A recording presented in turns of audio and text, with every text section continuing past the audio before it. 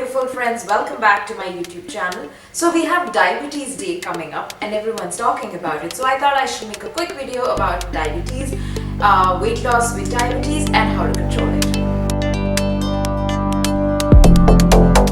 Before I get on to the topic of diabetes, let's first understand what is insulin, because understanding insulin will make understanding diabetes very easy. So first and foremost, insulin is a hormone that's produced by the pancreas in your body, and what insulin basically does, it helps in the transfer of glucose from one place to the other in the bloodstream. In very layman terms, insulin, if blood sugar is to be transported from point A to B in your body, insulin is the truck or the media which will be used to transfer that. So some people do not produce insulin at all, which is type 1 diabetes, where they don't really have that truck which transfers blood sugar from one part to the other in the body, and some people have the trucks which are not as efficient, or some people have trucks which are smaller trucks, so lesser transfer happens, which is usually what happens in type 2 diabetes, where you have insulin in your body, but the efficiency of that process is not good enough. So coming over to the types of diabetes, the first one is called type 1 diabetes, which is a situation in which there is no insulin production by the body at all. This is also called insulin dependent diabetes. This is approximately 10% of the total diabetes population, which means this is a rarer form of diabetes. Scientists don't technically know the exact reason why type 1 happens, but generally it is considered to be a genetic disorder. That means you will inherit it. A form of diabetes which is more worrying is the type 2, where the body does not produce enough insulin, and this is minded 90% of all diabetics in the world right now. Diabetes is the 8th leading cause of death in the world.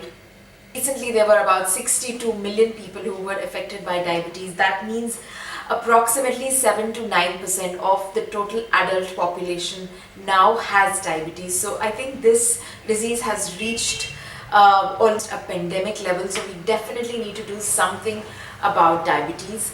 People have said that type 2 diabetes is a progressive disease. Which means over a period of time your insulin dosage has to increase and your disease is going to get worse. But recent studies have shown that it's only progressive to the amount that you do not control your lifestyle. Also, to understand type 2 diabetes better, I will give you a very simple, not simple, but let's understand a little bit of our biochemistry, because that's going to help you understand your disease a little better. So what is the storehouse of energy in your body is two things. One is glycogen, which is in the liver, which is kind of a limited storage, and the next one is conversion of that stored energy into fat, right? So insulin is something which is insulin is the truck which is going to use which is going to take the blood sugar and hand it over to the next stage, where it either gets stored as glycogen or as fat. So what happens is that now that you're not producing enough insulin, and higher levels of blood sugar is bad for you. So externally a doctor will prescribe you insulin. So the storage of the storage of glycogen in your body is limited. So once the X amount of glycogen is already stored in your body, you still have a lot of blood sugar that needs to be converted, and that gets converted into fat. So eventually, over a period of time, what happens is you get into a vicious cycle where you're getting more insulin from outside in terms of medication, and you're converting it more and more into fat. So it's usually seen that somebody who has type 2 diabetes over a period of time gains a lot of weight. This is the reason why it's called a progressive disease, because you gain a lot of weight and then you need more insulin, so your dosage keeps increasing, you keep on gaining more weight, and then this is a cycle that kind of goes on and on and on, and it never ends. So to break that cycle, look at solving the problem at its grassroots, which is that you need to control the intake of food in such a way that you're not giving yourself any blood sugar peaks where your body would need more insulin to convert it into eventually fat.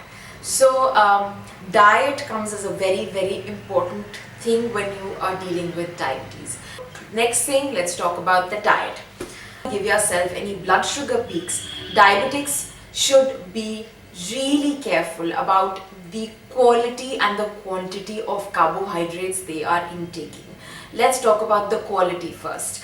Understand what glycemic index is. The foods which are higher in glycemic index are absolutely a no-no for you, which means you need to get rid of processed foods, which means you need to get rid of maida, you need to get rid of simple sugar, completely just cut that from your diet completely.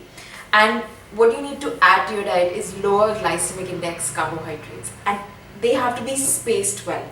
Too much of that is also going to increase your blood sugar because there's something called as glycemic load, which is the quality of carbohydrate multiplied by the amount of carbohydrate taken in. So basically you need to see how much carbohydrate you are ingesting in one go and how are they spaced out vis-a-vis your activity level. So highly recommend, if you're a diabetic, please see a good nutritionist who can work around your carbohydrate intake in terms of glycemic index and glycemic load both.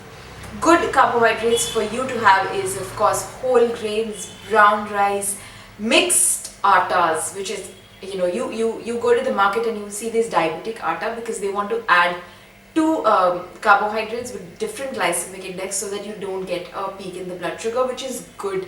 So you absolutely must do that. Mix your attas, be very careful about the carbohydrates you're taking.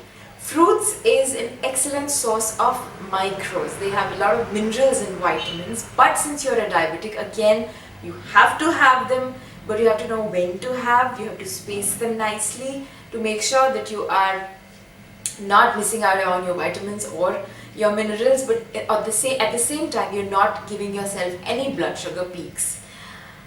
Cool, you need to stay away from alcohol. I think you already know that, but I'll reiterate it to you again. You need to drink loads and loads of water, and you need to have loads of protein in your diet, which means if you are a vegan, loads of whole dals, loads of healthy vegetables, preferably greens, and if you're a non-vegetarian, do control the amount of high-fat meat you're taking, but egg whites and lean meats are excellent source of protein for you.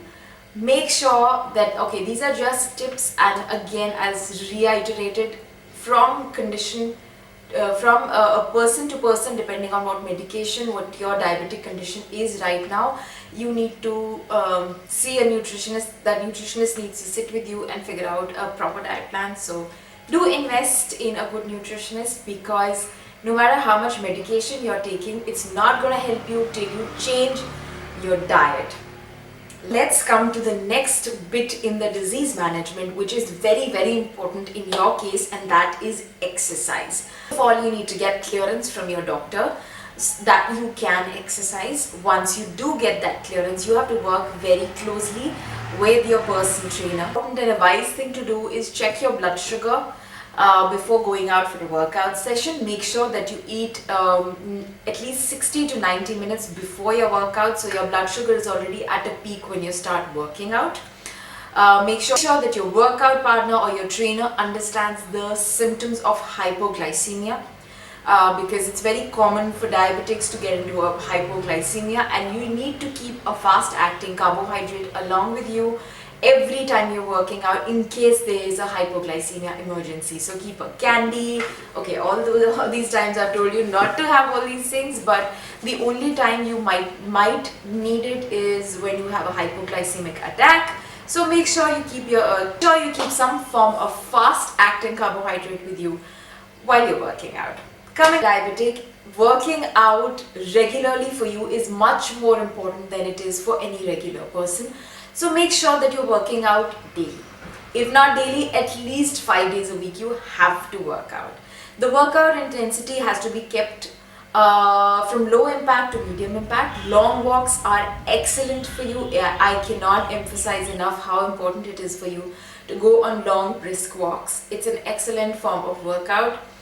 When you do technically, as a thumb rule, if you are a type 1, every day your workout session should be between 20 minutes to 30 minutes, and if you're a type 2 diabetic, anywhere between 40 to 50 minutes every day is a good range to work out on. And another very important thing you need to remember while working out is you should be very careful about your feet. If you're diabetic, make sure that you are checking your feet again and again for any injuries or any form of infections or gangrene that's forming on your feet. Make sure that you're drinking enough water during the day. 3 to 4 liters is a good place to be, but target at least 2 liters a day. And remember, for diabetes, moderation and consistency is the key. Whether it comes to workout or whether it comes to diet, you have to have everything in moderation, and you have to be very consistent about everything you're supposed to do to manage your disease.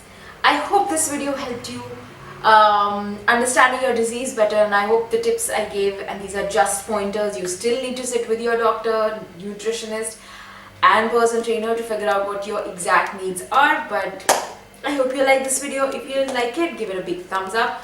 Do subscribe to our channel. Questions, please write to us in the email given below. And do follow me on other social media as well, only if you love me. I shall see you next time.